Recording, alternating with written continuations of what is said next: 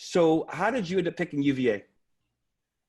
So I grew up obviously in DC. I grew up right in Maryland's backyard, and I just grew up watching the ACC. So I watched the old Virginia teams with Harold Dean, Curtis Staples. I watched, North Carolina, Duke, NC State. I grew up watching ACC basketball. So I knew I wanted to play in the ACC. At the same time, initially I thought I wanted to go to Duke because I wanted to go to a really good academic school. And so Duke recruited me. Maryland recruited me late. So I kind of had a grudge on Maryland. I didn't like the fact that Gary Williams didn't aggressively pursue me, so I turned them down. And then it was Virginia, and really it came down to Virginia, Syracuse, NC State.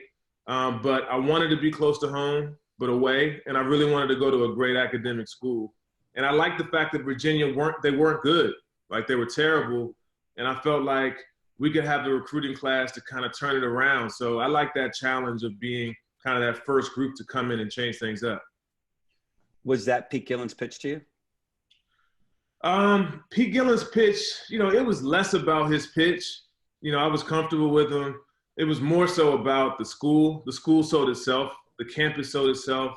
Being in the ACC sold itself. And so, for me, I looked on the roster. I thought I'd have an opportunity to make a big impact. My goal was to make it to the NBA. And I felt like that program, and the opportunity there could help me do that. Yeah. How much did style of play at that time factor into your decision? I know you're talking about the other things, but, Coach Gillen had that run and gun style that he promoted pretty heavily as you coming in. Was that even a factor for you, or? Yeah, it wasn't as much of a factor. It should have been. But I was so young, man. For me, I felt like I could play in any system. And, as a skilled player, I just wanted an opportunity, and I wanted a stage and platform. And I felt like the ACC did that, being close to home did that, and I thought the college, the academic aspect of it was great. So I didn't really pay a whole lot of attention, but obviously it was attractive that he wanted to score a lot and get up and down. You must have been in the first or second group that was all Pete Gillen, right? The rest of the guys were the era before with Jeff Jones? Yeah, I think I was the first. I was his first recruiting class. So we were top 2 recruiting class in the country. Yeah, so your mindset was he's trying to put the stamp on the program with you guys are his guys, right? Coach Jeff Jones came after Coach Holland, so I get it. Exactly. We had a lot of walk-ons that played the year before. We knew we had a chance to have a top 2 or 3 recruiting class with McDonald All-Americans and top 25 players. So we kind of felt like we were the young guns to come in and turn it around. And you'd rather do that? Were you always kind of the alpha that, like, I want to go into that situation where I got it, it's on my back, as opposed to blend in with the Duke guys and get an Escalade? Yeah. Yeah, like I enjoyed the challenge. There's definitely some schools that were more attractive for my pockets. You know what I mean? But, that wasn't Virginia. Sure. Do you care to elaborate at all? I'm not going to elaborate. There's enough people that have. But I'll say. I know Syracuse is really cold in the winter. It takes a lot to get you to go up there. 5 feet of snow in March. And I love Syracuse. I love all of them, but we get it. So you played 21 minutes a game as a freshman. That's remarkable, right? You score 7.5 points a game. What were you thinking your freshman year? I wanted to transfer. Like, I was pissed. I was upset. I felt like I deserved more minutes. I felt like, I was working hard in practice and I should have played more. And I remember right before the ACC tournament, I was thinking, man, I want to leave. I was unhappy, but I stuck through. I had a great summer working out. Like, that transition from my freshman year to my sophomore year, I worked my ass off, and I came back a better player. I just looked in the mirror, but that was a tough first transition for me because I expected better things than that. Yeah, the first year is hard. Like, no matter how good the DMV is, how fundamentally you sound, there's always a jump, right? And the jump because A, you did in college in the ACC, B, you did in the NBA. But a lot of guys, it's hard to get that. So I was talking to your former teammate, Willie Dersh, and he remembered it as you kind of didn't struggle, but trying to fit in, always working hard. And then he said you had a huge game against Duke at the end of your first year. And I think And Willie said to me as a senior, he's like, I got it. Roger, this is your position. You earned it. And he felt like that's when you really, Yeah, things. I gotta give it to Willie too, because I remember, highly tutored, McDonald's All-American. He was starting, and I remember after that game, he was always kind of like he saw a lot in me. Willie did, Yeah. I got some vivid memories of kind of following in his footsteps my freshman year. But he was always good to me and was a good vet. What was your relationship with Gillen like? Yeah, my relationship while I was playing there was great. How about your freshman year? I mean, like during the freshman year, was that tough? Freshman year, like anybody, I wanted to play your more. First year, excuse me. Yeah, my first year. I wanted to play more, and I was unhappy with my minutes, but at the same time, he was encouraging.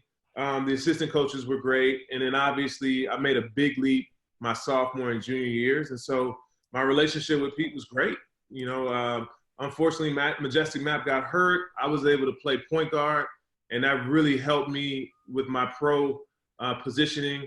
Our relationship kind of took a turn for the worse when I decided to enter my name in the draft, because obviously he wanted me to come back. He was under a lot of heat for trying to have a winning program, and I think that's when we kind of lost touch.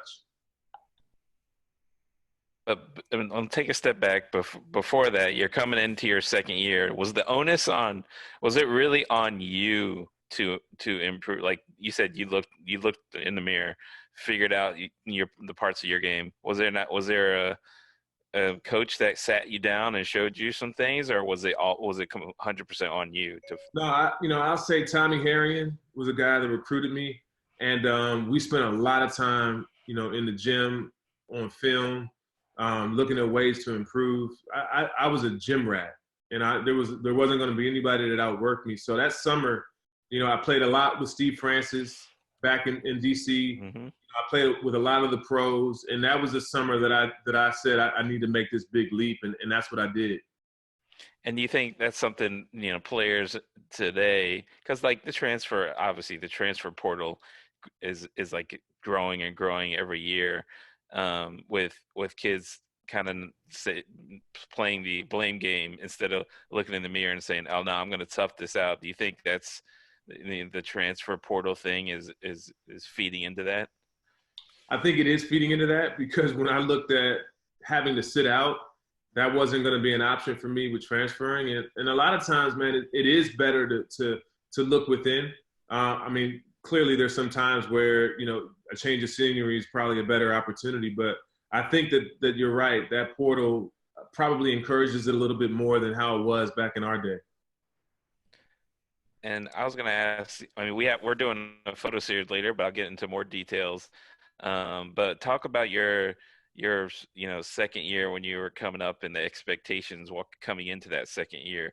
Because I had just left school, but I was following it. Obviously, it's my religion for me. But I remember the expectations, like you guys are coming back, here we go. Like, what do you remember from that time? Yeah, the expectations were a lot higher, a year older, another solid recruiting class. And, remember that Chris Williams, Adam Hall year, Chris was Rookie of the Year. So now he was a year older. And with the new guys, there were some preseason expectations. And we met a lot of them. We had a really solid year. I'll never forget freaking losing to Gonzaga at the buzzer. That's like one of my nightmares. But overall, coming into that year, it was a lot of expectation for sure. And just to dive right into the style back then, I just remember as a fan, the Pete Gillen timeouts were infamous, right? The other team would go on a run, timeout. We'd have no timeouts left, and there's 15 minutes left in the game, and fans are absolutely going crazy. But you guys won a lot of close games. Talk about like how that strategy was. I imagine the onus was on you a lot, and I'm sure that helped you in a lot of instances. But do you remember that being the case? Like, we got no timeouts. I got to make this shit happen. I remember it. I do. And I was just so locked in to like dealing with whatever hand we're dealt. But there were times where it's 12, 13, 15 minutes left in the game and timeouts are out. So it's like, all right, we're going to have to do this on the court. Bottom line, like we can't expect anything else. So That was just the mentality. It was to take whatever was there. And What'd you guys talk about in the timeouts? I don't think you were drawing up many plays. It was funny.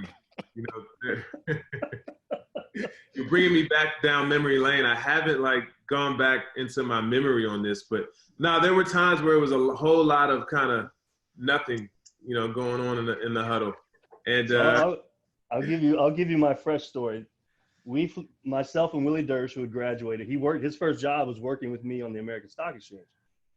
And we drove down. I think you guys were 5th in the country, and you have NC State, who has not won at Virginia since 1989, coming in town. The place was going crazy. You guys were the shit.